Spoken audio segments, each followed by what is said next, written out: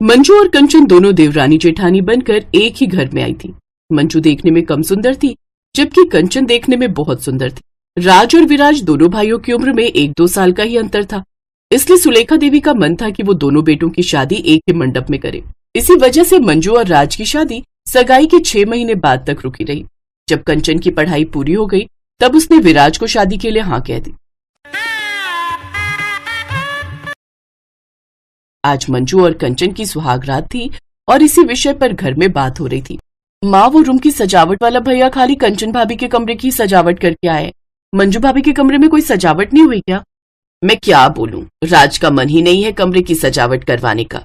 उसने ही फूल वाले को मना कर दिया, बोला कि मुझे नहीं सजवाना। अच्छा लगेगा क्या माँ, कंचन भाभी का कमरा सजा हुआ और मंजू भाभी का बिना सजा? बहुत दिल दुखेगा मंजू भाभी का। कोमल, मेरे बारे में इतना टेंशन लेने की जरूरत नहीं है। मुझे जो ठीक लगा मैंने किया। मुझे मंजू शुरू से ही पसंद नहीं थी, पर माँ के कहने में आकर मैंने शादी के लिए हाँ की थी। मंजू तेरे स्वर्गीय पापा के दोस्त की बेटी है। तुम्हारे पापा ने अपने दोस्त को वचन दिया था कि मंजू की शादी तुम्हारे साथ हो। अब तुम्हारे पापा तो इस दुनिया में है नहीं, तो उनकी आखिरी इच्छा को पूरा करना तो तुम्हारा फर्ज है ना। और मंजू स्वभाव की बहुत अच्छी है, मैं तो उससे मिलती रहती थी, वो मिलनसार है। मिलनसार है, सुंदर नहीं। मुझे सुंदर बीवी चाहिए थी। बाहर हो रही बहस अंदर कमरे में बैठी मंजू और कंचन के कानों तक जा रही थी। कंचन धीरे धीरे हंसने लगती है।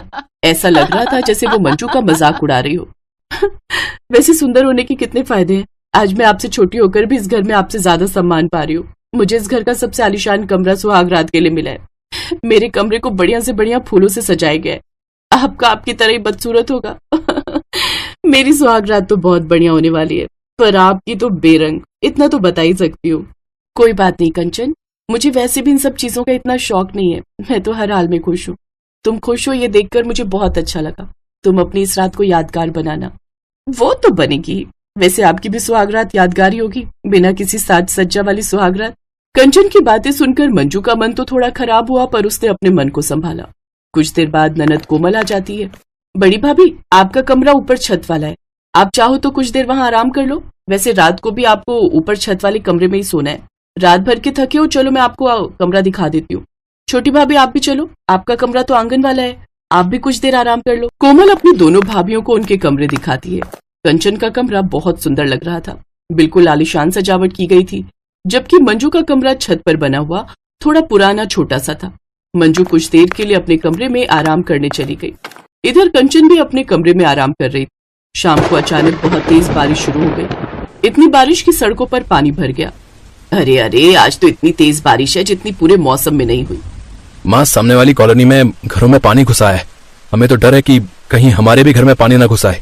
अरे बाप रे भैया, याद है एक बार पीछे वाले दरवाजे से बड़ा कमरा पूरा भर गया था जब बारिश आई थी, और आज तो वही कमरा आपको सोने के लिए दिया जा रहा है। देखते हैं, अब जो होगा देखा जाएगा। रात को जब सबने खाना वगैरह खा लिया तो सब सोने की तैयारी करने लगे। तभी पड़ोस में पहली मंजिल पर रहने वाली कोमल की ताई उन्हें आवाज लगाती है। कोमल, मैंने तुम्हारा और सुलेखा का बिस्तर लगवा दिया है, तुम दोनों आ जाओ सोने के लिए। जी ताई जी अभी आते हैं। माँ, ताई जी सोने के लिए बुला रही है, चले? हाँ हाँ चल, उन्हें भी तो सोना होगा, हम दोनों का इंतजार कर रही हैं। राजविराज, तुम दोनों भी अपने अपने कमरे में जाकर सो जाओ, मैं और कोमल ताई जी के घर सोने जा रहे हैं। बारिश बहुत तेज हो चुकी थी। राजविराज दोनों अपने अपने कमरे में सोने चले जाते हैं। आप बिस्तर पर सो जाओ, मैं जमीन पर सो जाऊंगी। नहीं, मैं जमीन पर सो जाऊंगा, तुम बेड पर जाकर सो जाओ। मेरे से फालतू बात मत करो। मंजू बेड पर सो जाती है और राज जमीन पर। मंजू की अभी आंख लगने ही वाली थी कि तभी वो कमरे में एक कॉकरोच को देख लेती है और चिल्लाकर पलंग से नीचे कूद जाती है। राज घबरा कर उठता है। मंजू राज से लिपटकर रोने लगती है। मंजू का अचानक से लिपटना और डरना एक पल के लिए राज को आकर्षित कर लेता है, फिर वो अपना ध्यान हटाता है। ये सब क्या है मंजू? हटो, पीछे हटो, छोड़ो मुझे। नहीं नहीं, मैं नहीं हटूंगी, कॉकरोच है, वह कॉकरोच है। कॉकरोच? अरे तुम कॉकरोच से डर रही हो? मुझे सोना है, चुपचाप जाकर वहां सो जाओ और मुझे भी सोने दो। मंजू डरते डरते वापस बेड पर लेटने तो आ जाती है, पर उसे बहुत डर लग रहा था कि कहीं कॉकरोच उसके बेड पर ना आ जाए। मंजू देखती है कि राज थोड़ी नींद ले चुका है, तो वो चुपचाप उसके पास आकर उससे लिपटकर डरते डरते सो जाती है। राज और मंजू दोनों गहरी नींद में सो चुके थे कि अचानक विराज की आवाज से राज जाग जाता है। वो देखता है मंजू उसके बराबर में ही सो रही है, पर वो उस समय कुछ नहीं बोलता। मंजू भी हड़बड़ा कर उठ जाती है। राज भैया, हमारे कमरे में पानी भर गया है और पानी बैठ के ऊपर तक आ गया है। हमारा इस कमरे में सोना मुश्किल है। पूरे कमरे में पानी भर चुका है। पीछे वाले दरवाजे से पानी आ गया। कंचन और मुझे सोने में परेशानी हो रही है। हम कैसे सोएं? एक काम कर, कंचन के साथ ऊपर आ जा। चलो कंचन, आज हमें ऊपर वाले कमरे में सोना पड़ेगा। क्या विराज, आज हमारी सुहागरात है और हम एक साथ सोएंगे। कंचन, मजबूरी है, हमें एक साथ सोना पड़ेगा। यहाँ तो बहुत डर है। ये बारिश रुक जाए तो उसके बाद कल कमरे का पीछे का हिस्सा ठीक करवाएंगे। चलो ऊपर कमरे में चलते हैं। और फिर विराज और कंचन ऊपर राज और मंजू के कमरे में आ जाते हैं। भैया, मैं और कंचन जमीन पर सो जाते हैं। नहीं नहीं विराज भैया, हम दोनों तो पहले ही जमीन पर सो रहे थे। हमें बिस्तर पर नींद नहीं आ रही थी। आप दोनों बेड पर सो जाओ। आप दोनों जमीन पर सो रहे थे, बेड पर क्यों नहीं? वो तुम मत पूछो, वरना तुम्हें भी डर लगेगा। क्या बात है, हमें भी तो पता चले। वो एक मोटा कॉकरोच आ गया था, इसलिए मैं डर गई थी। मुझे बेड पर सोने में डर लग रहा था। राज ने बोला कि मुझे डर ना लगे, तो हम दोनों ने जमीन पर ही बिस्तर बिछा लिए। क्या कॉकरोच? फिर तो मैं बेड पर नहीं सोने वाली। वो देखो कंचन, पूरा कॉकरोच वो खिड़की से बाहर जा रहा है। रुको, मैं खिड़की बंद कर देता हूँ। कॉकरोच खिड़की से बाहर चला जाता है। विराज खिड़की बंद कर देता है, पर राज को अभी तक हैरानी हो रही थी कि ऐसा तो कुछ हुआ ही नहीं था। वो तो अकेला ही जमीन पर सोया था, और वो भी गुस्से में। फिर भी मंजू ने किसी को शक नहीं होने दिया। उस रात विराज और कंचन बेड पर थे और मंजू राज के साथ जमीन पर लेट जाती है। उस रात के कुछ पलों में ही मंजू ने राज के दिल में अपनी जगह बना ली थी। कहीं न कहीं राज के मन में मंजू के लिए प्यार आ ही गया था। मंजू की नादानी से भरी मीठी मीठी बातें राज के दिल में उसके लिए एक अलग जगह बना लेती हैं, और उन दोनों का रिश्ता अच्छा हो जाता है।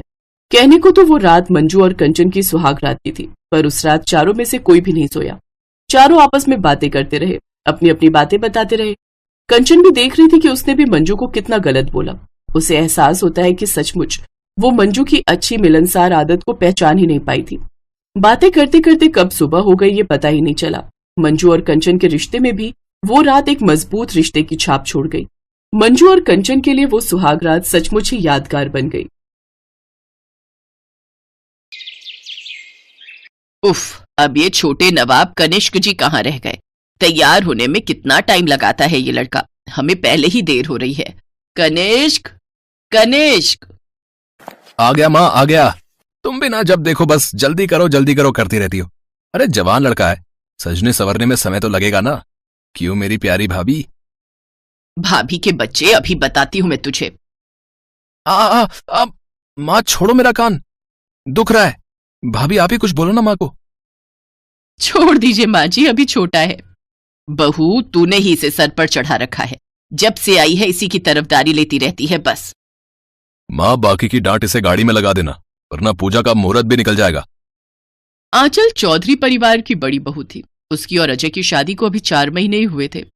शादी के 4 महीने बाद वो सब अपनी बड़ी बहू को लेकर अपने कुलदेवी के मंदिर बल्लभगढ़ के लिए रवाना हो जाते हैं। कुछ घंटों बाद वो सब वहां पहुंच जाते हैं, जहां पंडित पूरे विधि विधान से पूजा अर्चना करते हैं। पूजा खत्म होने के बाद वो सब मंदिर के बाहर पेड़ के पास फोटो खिंचवा रहे होते हैं कि तभी झाड़ियों से एक सांप निकल कर आता है और अजय के पैर पर डसकर चला जाता है। अरे, आप ठीक तो है ना? जल्दी से एम्बुलेंस को फोन करो, इन्हें सांप ने काट लिया है। लेकिन वो कुछ कर पाते उससे पहले ही अजय के शरीर में जहर फैलने से उसकी मौत हो जाती है। अपने पति की मौत का सदमा आंचल को इस कदर लग चुका था कि उसे ना तो खाने पीने का होश था और ना ही अपनी कोई सुध। भाभी, अगर आप कुछ भी नहीं खाओगी तो ऐसे तो आप बीमार हो जाओगी। ऐसी जिंदगी जीकर भी क्या फायदा कनिष्क, जिसमें तुम्हारे भैया ही ना हो। ऐसा मत कहो भाभी, अगर आपको कुछ हो गया तो मुझे माँ की डांट से कौन बचाएगा? और अगर आप कुछ नहीं खाओगी तो फिर मैं भी नहीं खाऊंगा। ये सुनकर आंचल खाने के लिए हाँ कर देती है। फिर वो कनिष्क को अपने हाथों से खाना खिलाती है। कनिष्क भी उसे अपने हाथों से खाना खिलाता है। कुछ ही देर में आंचल की आंखें आंसुओं से भर जाती हैं और वो फूट फूट कर रोने लगती है।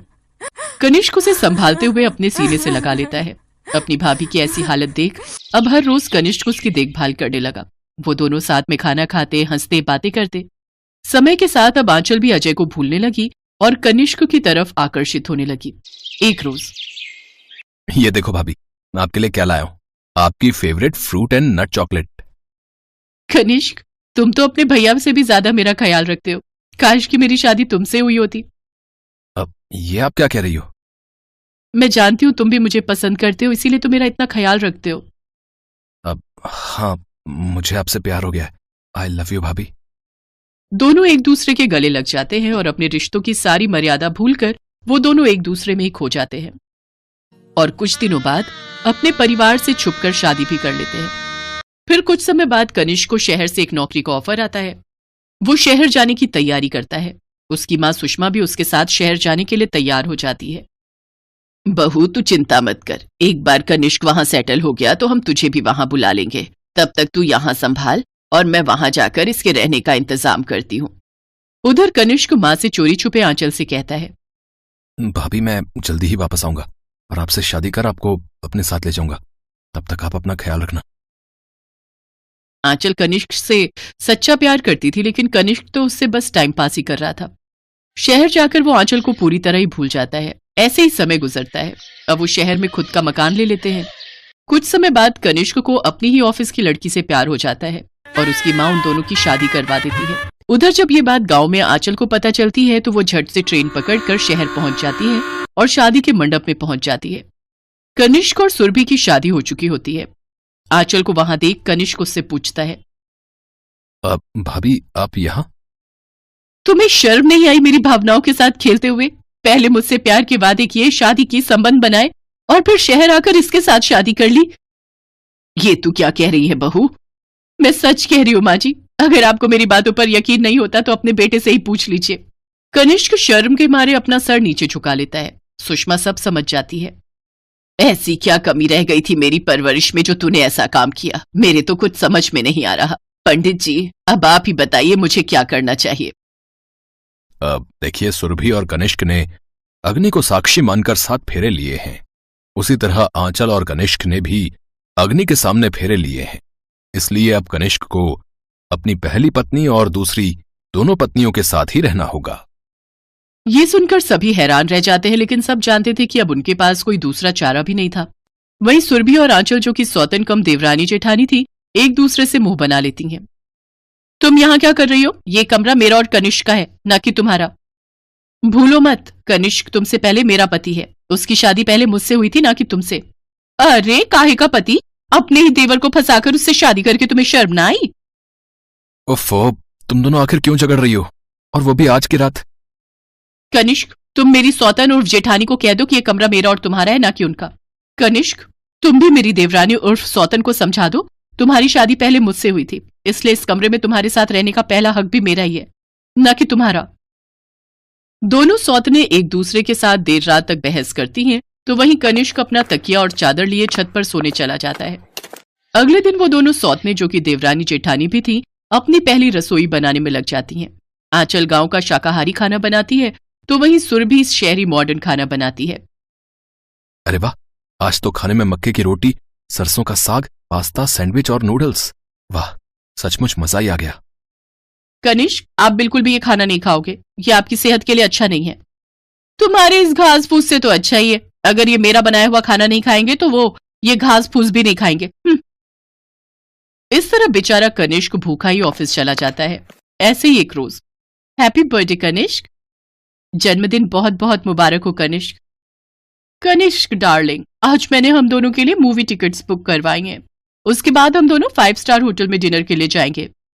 कनिष्क, हमें जन्मदिन के दिन मंदिर जाकर भगवान की पूजा पाठ करनी चाहिए और गरीबों में दान करना चाहिए। ओह शट अप, आज के मॉडर्न जमाने में भला ये सब बातें कौन करता है? दोनों में बहसबाजी फिर शुरू हो जाती है। फिर कनिष्क चिल्लाते हुए कहता है, चुप हो जाओ तुम दोनों। कनिष्क मेरा है, मेरा है। परेशान हो गया हूं मैं तुम दोनों से। अरे मैं इंसान हूं, कोई ट्रॉफी नहीं जो तुम दोनों मेरे लिए लड़ रही हो। मैं दुखी हो चुका हूं तुम दोनों से, इसलिए यही बेहतर होगा कि मैं तुम दोनों को तलाक देकर अपना पीछा छुड़ा लूं। हाँ, ताकि फिर जाकर तू किसी और लड़की की जिंदगी बर्बाद करेगा। ये आप क्या कह रही हो मां? बिल्कुल ठीक कह रही हूं। इन दोनों को तलाक देने के बाद तू किसी और से शादी करेगा। अरे तुझे शर्म नहीं आई अपनी ही भाभी के साथ चक्कर चलाते हुए? ऊपर से तुमने उससे शादी भी कर ली और हमें बताए तक नहीं। तेरी इस गलती की वजह से एक नहीं बल्कि तुम तीनों की जिंदगियां बर्बाद हुई हैं। सारा मोहल्ला हम पर हंसता है। और आंचल बहू, तू तो समझदार थी। तू चाहती तो कनिष्क को रोक सकती थी, लेकिन तूने भी उसे नहीं रोका। सुषमा की बात सुनकर आंचल शांत हो जाती है। आंचल के मन में काफी सारे सवाल चल रहे होते हैं, जिसे लेकर आंचल एक फैसला लेती है। आपने बिल्कुल सही कहा माँ जी, सारी गलती मेरी ही थी। इसलिए अब मैंने फैसला लिया है कि मैं कनिष्क को तलाक दे दूंगी और इन दोनों की जिंदगी से हमेशा हमेशा के लिए दूर चली जाऊंगी। ये आप क्या कह रही हो? आंचल, मेरी गलती की सजा तुम खुद को क्यों दे रही हो? हम तीनों एक साथ खुशी खुशी रह सकते हैं। नहीं कनिष्क, अब यही मेरी सजा है। तुम दोनों एक दूसरे के साथ अब खुश रहना। माँ जी, आप भी मुझे माफ कर देना। इसके बाद आंचल सदा सदा के लिए उनकी जिंदगी से चली जाती है। कनिष्क और सुरभि अपनी जिंदगी खुशी खुशी एक साथ बिताने लगते हैं। उधर कुछ समय बाद आंचल भी अपनी जिंदगी में आगे बढ़ जाती है और एक भले इंसान से ब्याह रचाकर